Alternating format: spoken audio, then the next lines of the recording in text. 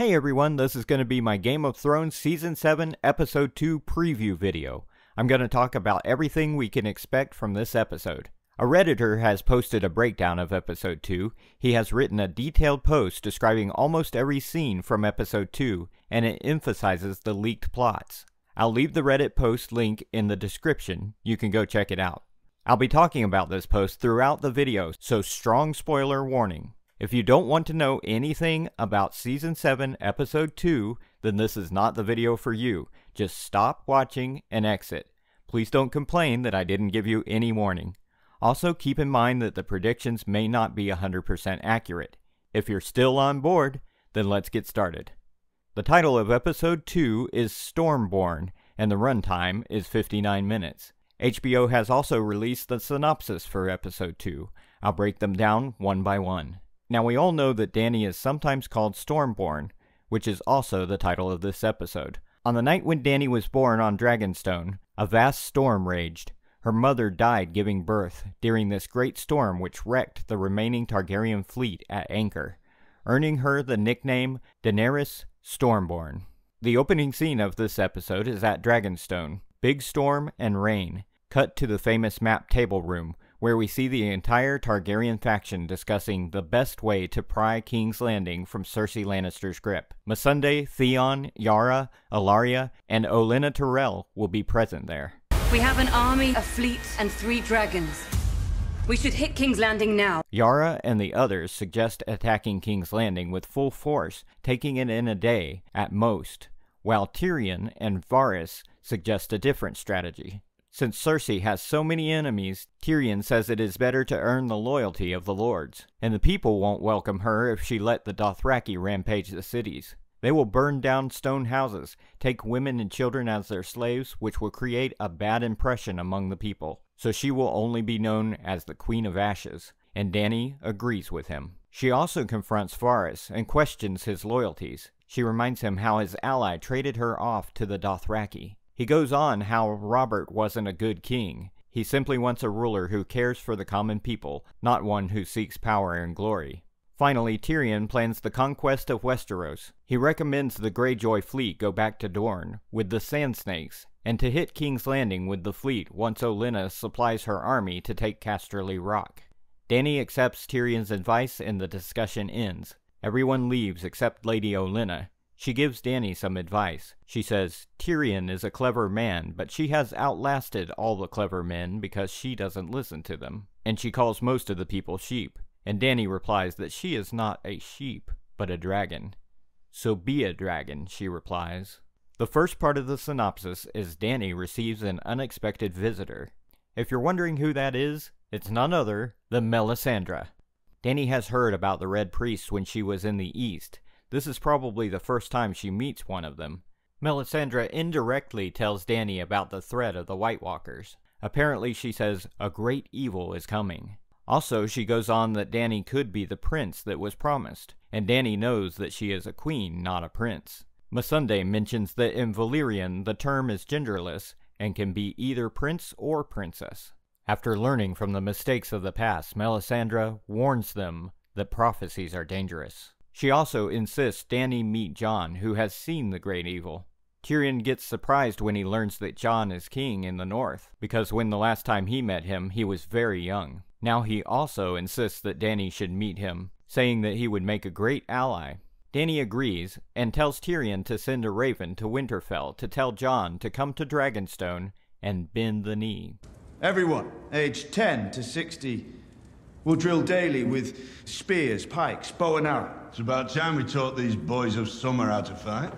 As you know, in Episode 1, Jon orders everyone to train for battle against the White Walkers. So the next scene is at Winterfell, where we see young men and boys training, shooting arrows at targets. Sansa reads the letter sent by Tyrion and warns Jon it could be a trap.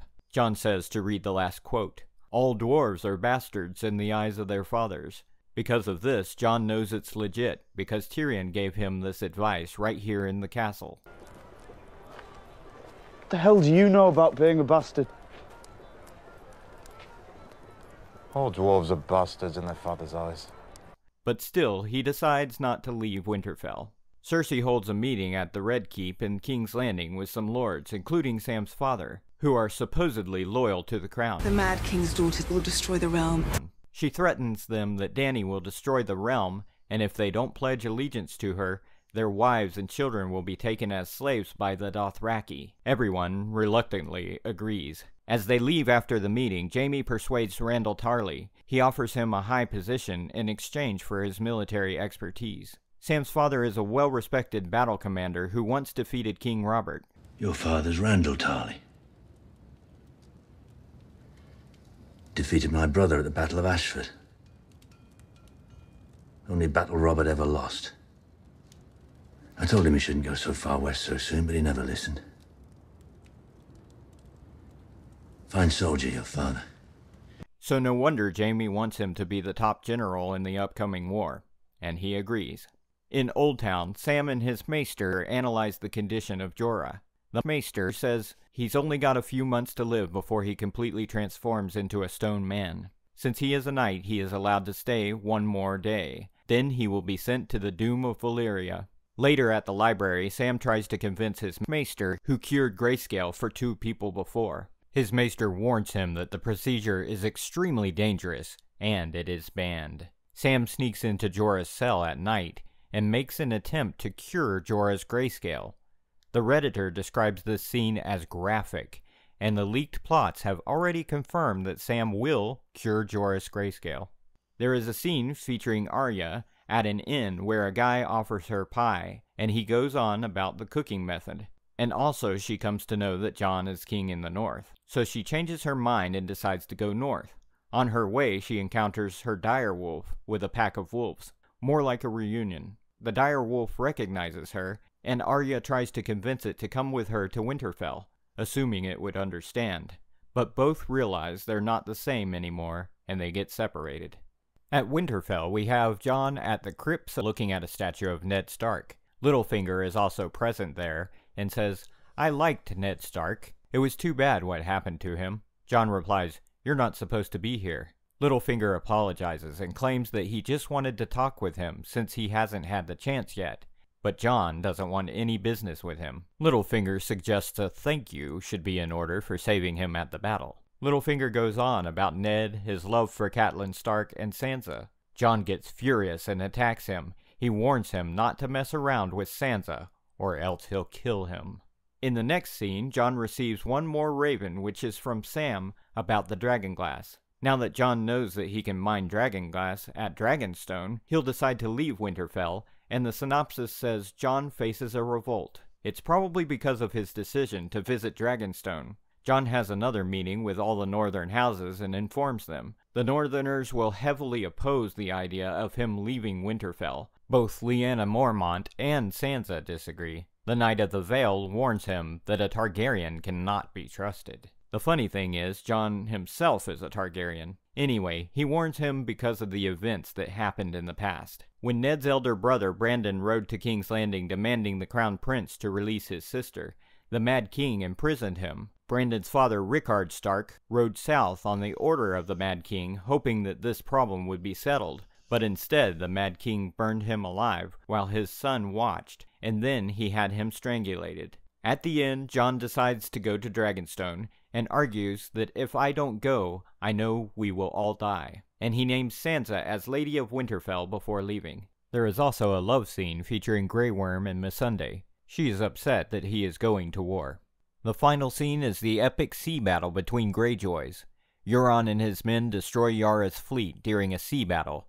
He takes her prisoner and kills 2 of the Sand Snakes, one strangled and the other hung from the front of the boat, and imprisons Ellaria with Tyene Sand. Euron has a knife at Yara's neck, and he asks Theon to come save his sister, but Theon chickens out and dives into the sea, leaving her behind. He is saved by some Ironborn, apparently Harag Sharp. Euron's fleet is going to be victorious in this battle. He has managed to capture Ellaria and Tyene, who are responsible for the death of Princess Myrcella, and he will offer them as a gift for Cersei. So that's all. Thanks for watching. Let me know your thoughts in the comments below. Like and share this video, and don't forget to subscribe.